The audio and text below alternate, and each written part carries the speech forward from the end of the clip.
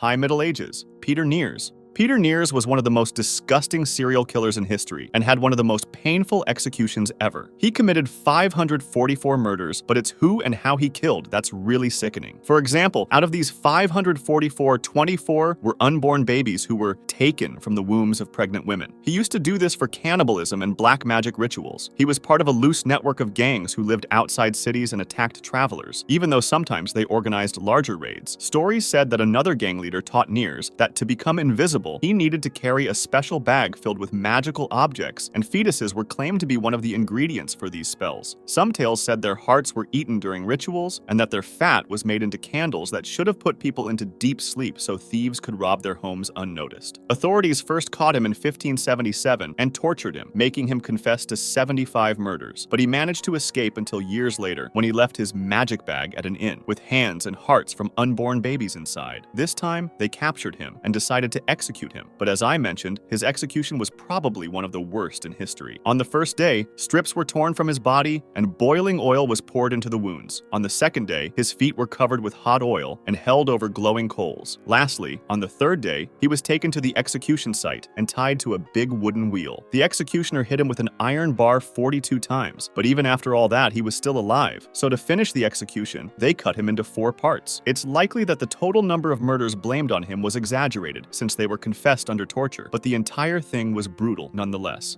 Early modern era. Peter Stumpp. Peter Stumpp, often called the Werewolf of Bedburg, was a German farmer accused of crimes so shocking that his story spread across Europe. Under torture, he confessed that he had practiced black magic since the age of 12. He said the devil gave him a magical belt that allowed him to change into a wolf, and according to his confession, he killed livestock and people, more specifically, 14 children and 2 pregnant women. He claimed he took unborn babies from their mother's wombs and ate their hearts while they were still warm, calling them delicacies. Among his victims, he even admitted to killing his own son and eating his brain. He was also accused of incest with his daughter Beale, who was then executed with him. Saying that he was sent by the devil himself, the locals prepared a pretty bad execution. First, his flesh was torn in 10 places with red-hot pincers, and then his arms and legs were smashed with the blunt side of an axe. After that, he was beheaded and burned. Lastly, the authorities raised a tall pole displaying the wooden wheel that he was tied to, a carved figure of a wolf and his severed head on top. 19th century. Jack the Ripper. Jack the Ripper was the nickname given by newspapers to an unknown killer in London, who mainly targeted poor women working as prostitutes. His method of killing led many to think that he might have been a medic, or at least that he had some sort of medical knowledge. That's because at least 3 of his victims had missing organs. Rumors spread, and newspapers kept receiving letters from people claiming to be Jack the Ripper, but none were really confirmed. The only kind of believable one was a letter called From Hell, which arrived with half of a human kidney. Even though we can't be sure it was actually him, the writer said he had fried and eaten it. It's also difficult to know which murders were attributable to him, but there are 5 victims who were most likely connected, called the Canonical 5. They all had a similar crime scene. The victim's throat was cut, mutilations were performed, and in some cases, the organs were missing or spread around the room. The police interviewed thousands of people, tracked hundreds, and detained dozens. Meanwhile, a local vigilante group patrolled the streets, offered rewards, and even hired private detectives, but the evidence never revealed a clear suspect. To this day, the true identity of Jack the Ripper is still unknown. Early 20th century. Albert Fish.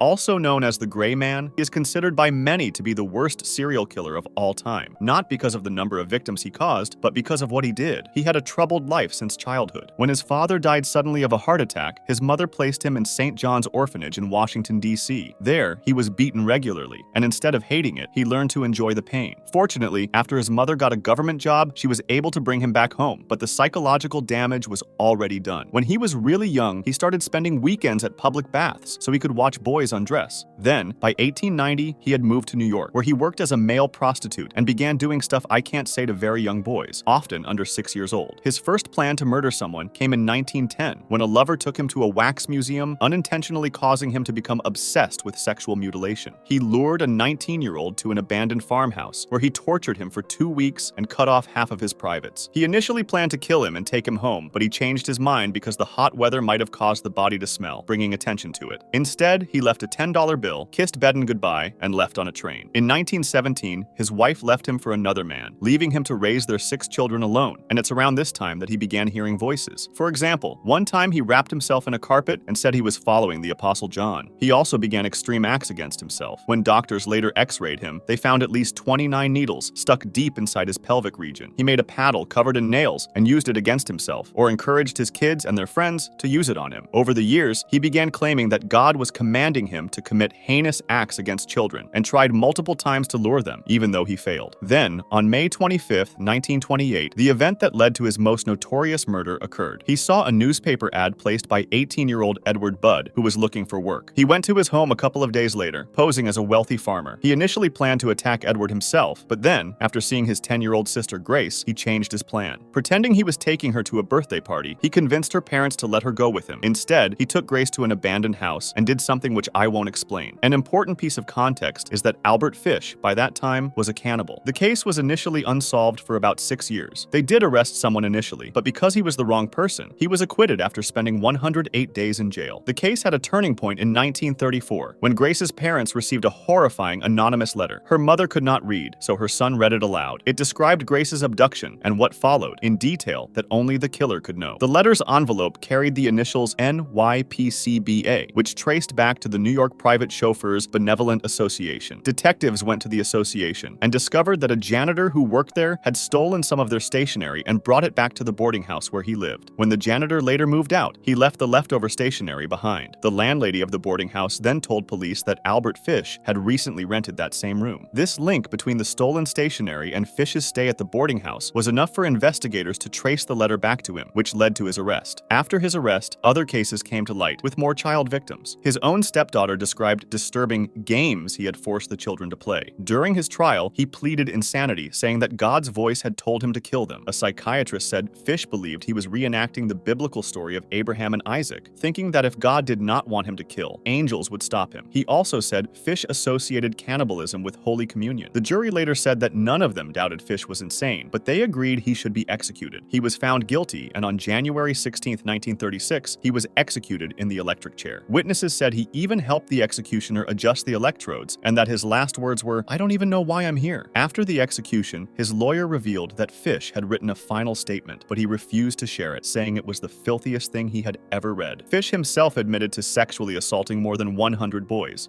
Late 20th century, Andrei Chikatilo. Also known as the Butcher of Rostov, he was born in rural Ukraine during a terrible famine. His family lived in a one-room hut, survived on almost no food, and endured bombings and occupation during World War II. His father was conscripted into the army and later captured, and he was bullied for bedwetting and being very nearsighted. As a teenager, he struggled with severe sexual problems and anxiety around people, while during his adulthood, he switched many jobs, from being in a Soviet Army communications unit to a teacher. He finally settled down near Rostov when he married his wife, with whom he had 2 children. However, just about 15 years later, he committed his first murder, a 9-year-old girl. Although evidence pointed to him, police arrested another man, Alexander Kravchenko, who was convicted after a forced confession and unfortunately wrongly executed. Chikatilo, still free, began killing again. He developed a pattern. He approached vulnerable victims like kids or homeless people, gained their trust with offers of food, money, or help in general, and then led them to hidden places. A strange detail that helped investigators link cases was that several victims had damage to their eyes. Then, he murdered a mother and daughter he knew, and this time, police gathered useful witness descriptions and biological samples. That same year, he was finally detained at a bus station with a knife, rope, and Vaseline, but he was released because his blood type was listed as type A, while a sample found at crime scenes was typed as AB, so investigators thought it couldn't be him. He was just jailed for 3 months for theft, expelled from the Communist Party, and released. Luckily, though, the case moved forward thanks to psychiatrist Alexander Buchanovsky, who wrote a 65-page profile describing the killer as a middle-aged, educated, married man with a traumatic childhood, sexual problems, who traveled for work and killed on a schedule. The profile fit Chikatilo almost perfectly. Killings slowed for a while, but from 1988 to 1990 he resumed, murdering several people in quick succession. Media coverage grew intense, and the police set a trap along the rail lines where he often hunted. They flooded big stations with uniformed officers to force him toward specific stops to avoid the police, where undercover agents then questioned any man seen with a lone woman or child and recorded his name. name. Chikatilo struck once again and killed a 22-year-old woman near Don Lescau's station, but an undercover officer noticed a well-dressed man leaving the woods with mud on his sleeves and a finger injury. He checked his papers and recorded his name. Then, a week later, when the woman's body was found, investigators read his name and put him under surveillance. He was seen trying to approach women and children, so on November 20th, he was arrested. He carried a knife and rope, and his finger wound matched a recent fight. At first, Chikatilo denied the murders, but on November 29th, Dr. Bukanovsky, the same psychiatrist who profiled him earlier, joined the questioning. He broke through Chikatilo's defenses, and within hours he confessed. He gave detailed accounts of 36 murders already known to police, then confessed to 20 more. In 1991, a 60-day psychiatric evaluation concluded that he had a borderline personality disorder with sadistic traits, but that he was mentally fit to stand trial. His trial became a huge media event. Since victims' families were enraged, Chikatilo had to sit inside a metal cage, and his behavior in court was weird, as if he was acting insane, even though experts testified that he understood what he was doing and was just trying to avoid prison. The court found him guilty, and just 2 years later, on February 14, 1994, he was executed by a single gunshot.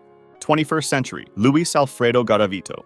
This guy was known as La Bestia, which means the beast, and there's a reason for that, given his at least 193 child victims. After a troubled childhood and adolescence with domestic violence, bullying, bad economic situations, and alcoholism, his mental state wasn't too stable. People who knew him said he seemed friendly when sober, but controlling and violent when drunk. He sometimes went to church or Alcoholics Anonymous, saw psychiatrists, and cycled through depression, paranoia, and suicidal thoughts, but he had not yet begun killing. Then, in October 1992, his series of murders began. Often pretending to be an authority figure like a teacher or priest, he would approach poor boys to offer them small gifts, money, or jobs. He then led them to isolated places, where he killed them. Investigators understood the link between the murders because of some shared details, such as bindings, bottles of alcohol, and nylon cords. A major breakthrough came in February 1999 near Palmyra, where 3 boys were found close together. The killer had accidentally burned himself when nearby sugarcane caught fire, leaving behind clothing, a pair of prescription glasses, and other belongings. From the lenses and shoe wear, police could estimate the suspect's age, eye condition, height, and limb. These elements were enough for police to trace the evidence back to Garavito, who in the meantime tried to assault another boy. A nearby teenager and a young girl interrupted the attack and alerted police. Garavito gave a false name, but investigators already suspected him and confirmed his identity. DNA from his belongings matched samples from crime scenes, and his height, limp, and eye condition matched the profile. On October 28, 1999, he confessed and led police to several of the burial sites. Seeing how many people he killed, courts sentenced him to a total of 1,853 years, but Colombian law capped sentences at 40 years, and his effective term was further reduced to 22 years because he helped locate victims' remains. In 2021, he tried to ask for an early release, but it was rejected due to unpaid fines and other issues. He died on October 12, 2023, after a serious illness. If you want to discuss this video or suggest an idea for the next one, join my Discord, link in the description.